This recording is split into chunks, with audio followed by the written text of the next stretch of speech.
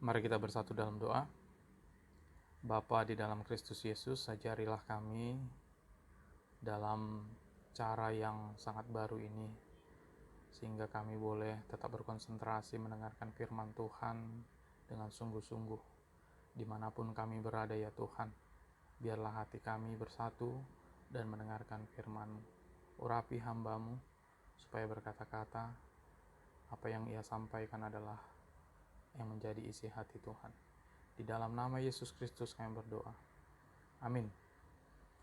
Baik, selamat sore adik-adik. Tema kita hari ini, mengapa harus terus berdoa, diambil dari Injil Lukas pasal 18 ayat 1-8. Saya akan membacakan untuk kita sekalian. Perumpamaan tentang hakim yang tak benar. Yesus mengatakan suatu perumpamaan kepada mereka untuk menegaskan bahwa mereka harus selalu berdoa dengan tidak jemu-jemu. Katanya, dalam sebuah kota ada seorang hakim yang tidak takut akan Allah dan tidak menghormati seorang pun. Dan di kota itu ada seorang janda yang selalu datang kepada hakim itu dan berkata, "Belalah hakku terhadap lawanku." Beberapa waktu lamanya hakim itu menolak, tetapi kemudian ia berkata dalam hatinya, "Walaupun aku tidak takut akan Allah dan tidak menghormati seorang pun, namun karena janda ini menyusahkan aku, baiklah aku membenarkan dia, supaya jangan terus saja ia datang dan akhirnya menyerang aku." Kata Tuhan, "Camkanlah apa yang dikatakan hakim yang lalim itu. Tidakkah Allah akan membenarkan orang-orang pilihannya, yang siang malam berseru kepadanya? Dan adakah ia mengulur-ulur waktu sebelum menolong mereka? Aku berkata kepadamu, ia akan segera membenarkan mereka. Akan tetapi, jika anak manusia itu datang, adakah ia mendapati iman di bumi?" Demikianlah firman Tuhan. Shalom, selamat sore adik-adik. Tema kita pada sore hari ini, mengapa harus terus berdoa? Sudah kita bacakan tadi dari Lukas pasal 18 ayat 1-8. Mari pertama kita akan melihat gambaran umum dari perikop yang kita baca tadi. Yang pertama, Lembaga Alkitab Indonesia tidak salah memberi judul perumpamaan tentang hakim yang tak benar, sebab ceritanya memang tentang itu. Lalu yang kedua, cerita ini diajarkan dalam perjalanan menuju Yerusalem. Yesus tahu bahwa para murid akan menghadapi hari-hari yang sulit dan tak pasti. Mereka akan mengalami guncangan emosional yang sangat mendalam. Lalu yang ketiga, perumpamaan ini dalam bingkai eskatologi. Terlihat di ayat 8, jika anak manusia itu datang, adakah ia mendapati iman di bumi? Nah yang keempat, perikop tadi berbicara tentang doa yang tidak jemu-jemunya. Dan perikop selanjutnya itu adalah doa dengan kerendahan hati. Adik-adik yang terkasih dalam Kristus Yesus, dalam agama-agama kuno, ada istilah do ut des. Aku beri supaya kau, dewa, memberi kembali. Nah, ini adalah prinsip dalam beribadah atau berdoa dalam agama-agama kuno. Atau mungkin juga dalam agama Batak yang kuno. Jadi, sifatnya itu transaksional. Jadi, saya beri sesajen, lalu saya sampaikan permohonan saya, supaya dewa itu memberikan balasannya sesuai dengan apa yang saya harapkan. Misalnya dalam adat Batak bawa ayam hitam, ayam putih, lalu ada ritual, ada permohonan disampaikan, meminta supaya dewa atau siapapun yang dipuja memberikan balasannya. Tapi prinsip ini juga bisa bersifat menyuap atau menyogok dewa. Karena kita memberi dahulu supaya nanti ada balas jasanya. Nah, itulah yang membuat dalam tradisi kuno, agama-agama kuno, berdoa itu dengan gampang sekali. Karena dewa itu seperti vending machine. Ada yang pernah lihat ini? Jadi kita masukkan uang kita atau koin, kamu tekan mana yang kamu suka, lalu nanti dia akan keluar. Atau kalau dia nggak keluar, kamu perlu guncang-guncang sedikit, dia akan keluar. Jadi begitu juga dalam ritual kuno. Kalau permintaan belum terpenuhi, mungkin perlu ada ritual-ritual yang mengguncang. Begitu. Jadi doa dalam agama kuno itu mudah sekali, tanpa pusing. Tetapi dalam agama Kristen, dalam iman kita, doa itu adalah sesuatu yang sangat misterius. Justru dalam kemisteriusannya ini, kita menikmati banyak hal yang tak terungkapkan dengan kata-kata. Berdoa kepada Allah di dalam Kristus Yesus tidak dapat dimanipulasi. Kenapa? Karena Dia Maha Kuasa, karena Dia Maha Mengetahui, karena Dia Maha Hadir. Lalu kalau begitu, kalau semuanya Dia sudah tahu, pertanyaan besar biasanya adalah, untuk apa lagi kita berdoa? Begitu ya. Pertanyaan ini kita simpan dulu, karena sebelumnya kita akan lihat lagi perikop yang kita sudah baca. Nah, janda pada zaman Perjanjian Lama adalah salah satu kelompok orang yang harus diperhatikan. Ini jelas perintah Tuhan. Dalam Keluaran, Ulangan, dalam Yesaya, orang-orang Israel harus memperhatikan janda-janda dan juga anak yatim. Di ayat 2 kita perhatikan, hakim itu tidak takut akan Allah dan juga tidak menghormati siapapun. Yang ketiga yang menarik adalah bahwa janda itu adalah who kept coming. Dia yang selalu datang, meminta untuk dibela haknya, supaya dibalaskan. Nah, kata dibalaskan, membalaskan ini bisa dipahami sebagai menjunjung tinggi orang yang tidak bersalah dan menghukum yang bersalah. Begitu ya. Lalu kita lihat yang menarik di ayat 4 adalah not because, but despite the fact that. Ya. Jadi terlepas dari fakta bahwa ia tidak takut akan Allah dan tidak menghormati siapapun, dan selanjutnya. Itu sangat penting sekali. Karena itu penekanan yang sangat kuat. Lalu di ayat 5, kita lihat janda, kita bisa melihat padanannya di dalam Lukas pasal 2 ayat 37 misalnya, atau bisa kita lihat di 1 Timotius 5 ayat 5 misalnya. Ada juga janda-janda yang sama sifatnya, memohon dalam doa siang dan malam. Lalu kata menyerang di ayat 5 ini bisa berarti dua, she will wear me out atau she will blacken my face. Ya. Apakah si janda ini membuat hakim lelah, atau si janda ini akan merusak reputasi si hakim? Tampaknya yang pertama paling mungkin. Kenapa tidak kedua? Karena hakim itu jelas tidak menghormati siapapun. Jadi dia tidak peduli masalah reputasi. Lalu selanjutnya, yang ayat 6, camkanlah, rasakanlah, jadilah dalam bagian perumpamaan itu, kata Yesus kepada para muridnya. Lalu di ayat 7, orang-orang pilihan Allah itu dalam bentuk jamak ya, bukan individual. Jadi ada bentukan persekutuan yang dimaksud di dalam ayat 7. Nah di ayat 8 kita lihat yang menarik adalah bahwa Yesus menekankan hal-hal yang kita gumulkan seperti di dunia yang tak adil ini, misalnya aku berusaha hidup benar, tapi kok orang yang hidup sembarangan jauh lebih enak ya hidupnya. Atau banyak pertanyaan-pertanyaan yang kita anggap tidak adil. Tuhan pasti akan memberikan keadilan pada waktunya. Tetapi iman dalam ayat 8 ini tidak hanya mengandung makna iman yang percaya bahwa Tuhan bekerja dan Tuhan mengampuni dosa kita, menyelamatkan kita. Tetapi iman yang sungguh-sungguh percaya bahwa Yesus datang kembali. Nah, ketika ia datang kembali, adakah ia menemukan iman seperti ini? Kira-kira seperti itu ya. Lalu setelah kita lihat semua per ayatnya, kita lihat apa sih sebenarnya yang menjadi kekuatan dari si janda ini. Kita lihat di ayat 3, ia selalu datang. Di ayat 5, ia terus saja ia datang. Dan di ayat 7, ia berseru siang dan malam. Jadi ketiga hal ini menunjukkan dua kata yang sangat kuat, yaitu persistence and perseverance, yaitu ketekunan, keteguhan, dan kegigihan.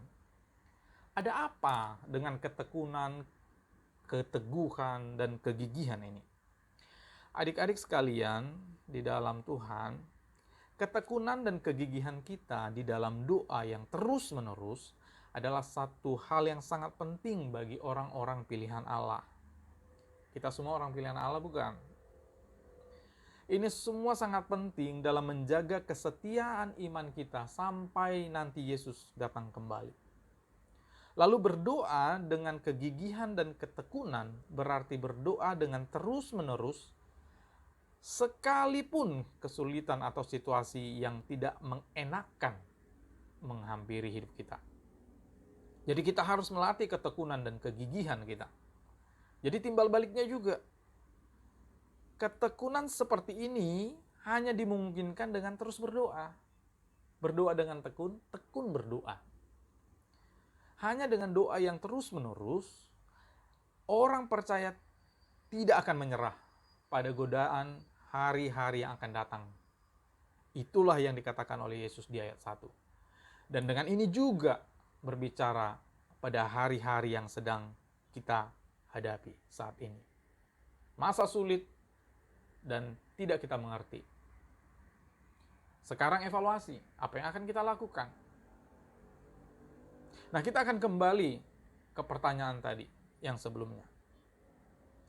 Berdoa tak jemu-jemu. Pertama, bukan supaya dikabulkan. Lalu, untuk apa? Coba perhatikan ya, perubahan mindset. Kita berdoa tak jemu-jemu bukan supaya dikabulkan. Kalau bukan untuk itu, lalu untuk apa? Doa seorang janda ini tidak bisa kita maknai sebagai doa yang terus-menerus kita ucapkan supaya Tuhan kabulkan. Ingat, Tuhan sudah tahu dan sudah sediakan apa yang terbaik untuk kita. Doa seorang janda ini kita lihat dari ketekunan seseorang untuk tetap terus berdoa sekalipun seolah-olah Tuhan tidak mendengarkan doa kita. Bang, aku sudah berdoa, Bang. Kak, aku sudah berdoa, Kak. Tapi aku gak merasa Tuhan mendengarkan doaku. Apakah kalimat-kalimat ini menjadi alasan untuk kita berhenti berdoa? Lihat si janda tadi. Hakim yang tampak tidak mempedulikannya, dia terus mendatangi si hakim itu. Apalagilah Tuhan kita. Apakah engkau percaya bahwa Allah tidak mendengarkanmu? Saya percaya Ia mendengarkan segala dan setiap kata yang kita ucapkan di dalam doa. Tapi jangan berprasangka, adik-adik sekalian. Jangan berprasangka Tuhan tidak mendengar doamu hanya karena Ia tidak menjawab sesuai dengan apa yang engkau mau. That's totally wrong. Atau kita juga berdoa, Tuhan, aku ingin pandemi ini segera berakhir, tapi sampai sekarang belum juga berakhir. So what? Apa kita berhenti percaya kepada Tuhan? Tentu tidak. Pandemi atau tidak pandemi, kita tetap harus berelasi dengan Tuhan. Untuk pelayanan, kita harus minta hikmat Tuhan untuk bisa beradaptasi, berinovasi dalam melakukan pelayanan yang tentunya sesuai dengan kehendak Tuhan. Apalagi sekarang akan evaluasi. Dari mana kita tahu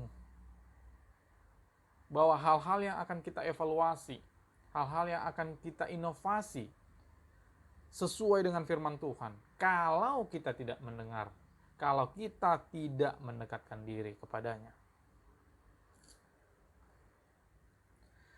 Allah di dalam Kristus adalah Allah yang dalam keberadaannya bersifat relasional, yang merindukan interaksi pribadi.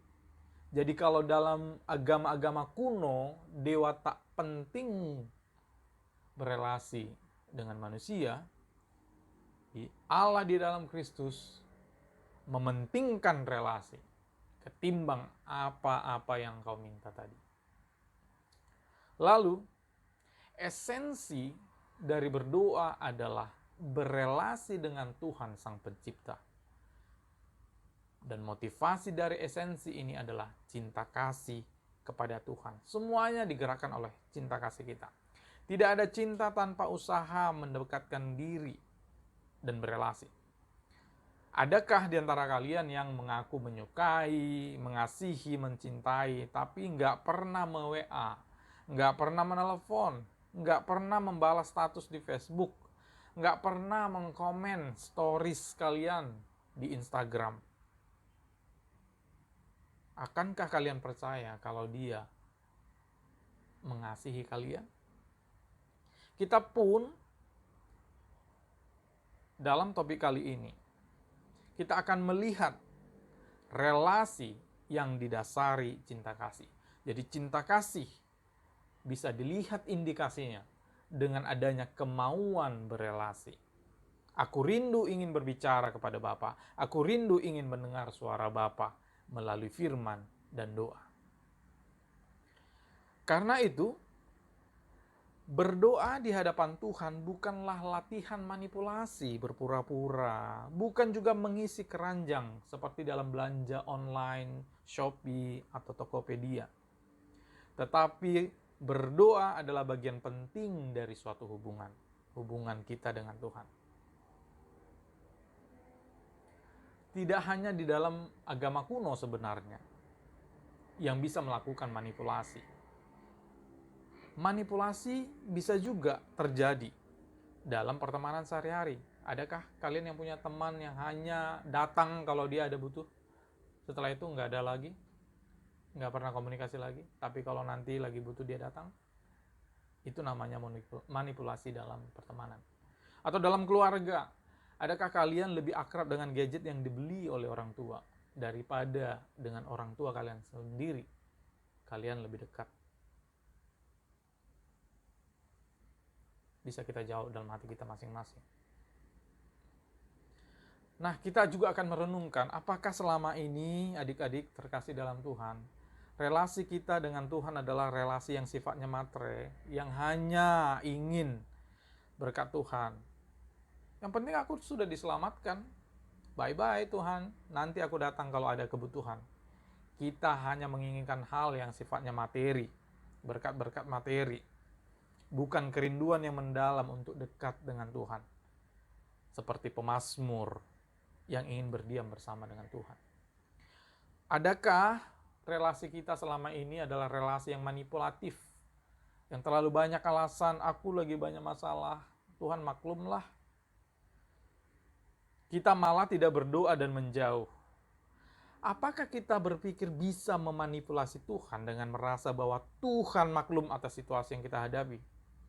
Kalaupun kita lagi banyak masalah, sesungguhnya Tuhan akan menolongmu, bukan? Ia akan memberikan kelegaan kepada kita yang letih lesu dan berbeban berat. Jadi jangan salah langkah dan malah menjauh. Tuhan sungguh ingin berelasi dengan intim dengan kita. Tetapi persoalannya, apakah kita punya kerinduan yang sama? Lalu apakah doa-doa kita selama ini atau relasi kita selama ini adalah sesuatu yang salah?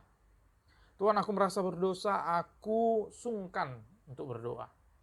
Aku merasa najis. Justru melalui doa, mintalah pengampunan, akui keberdosaan, dan lakukan pertobatan. Atau relasi kita adalah relasi yang gagal paham. Oh, karena banyak dengar khotbah sana sini, semakin hafal dan semakin sombong dan angkuh. Apakah itu akhirnya? Itu namanya gagal paham. Tuhan tidak pernah menginginkan dengan banyaknya firman Tuhan engkau semakin menyombongkan. Atau apakah relasi kita melalui doa kepada Tuhan sudah dalam tahap gawat? Apa itu? Aku sudah malas berdoa, HPDT-ku nggak baik, tapi kita nggak ada greget, kita nggak ada merasa resah. Biasa aja, hidup ini santai, berjalan seperti biasanya. Tidak ada yang menakutkan. Kalau sudah sampai pada tahap ini, kita sudah pada tahap yang gawat. Karena mungkin hati kita menjadi dingin, dan lama-kelamaan bisa menjadi keras hati. Saat kita merasa malas, tidak mau berdoa, saat itulah kita harus berdoa. 1 Tesalonika 5 ayat 17. Karena itu kita tidak boleh menyerah. Adik-adik terkasih dalam Kristus Yesus, doa itu terkadang terasa rumit karena Ia adalah Allah yang pada dirinya ingin berelasi dengan kita secara pribadi. Tuhan kita adalah Tuhan yang berpribadi, bukan mesin seperti vending machine. Kepribadian Tuhan itu menginginkan berelasi. Ada kerinduan dari Bapa kepada kita. Inilah yang menjadi dasar bahwa Dia akan menyambut kita dalam hadiratnya. Bagaimanapun kondisi kita, seburuk apapun itu, asal dengan sepenuh hati kita mau mengaku. Sungguh, Bapa sangat rindu. Ingat tadi hakim yang tidak benar? Ia saja, ia yang tidak benar pada akhirnya mau mendengarkan. Apalagi Allah, bukankah jauh lebih besar? Ia akan melakukan perkara-perkara atas masalahmu, atas pergumulanmu, dan lain sebagainya. Yang penting engkau tetap berjuang untuk berelasi dengan Tuhan. Jadi doa adalah bentuk relasi yang nyata dengan Tuhan. Saat dimana hati kita mencoba menyatu dengan hati Tuhan. Ini isi hatiku Tuhan. Apa ya?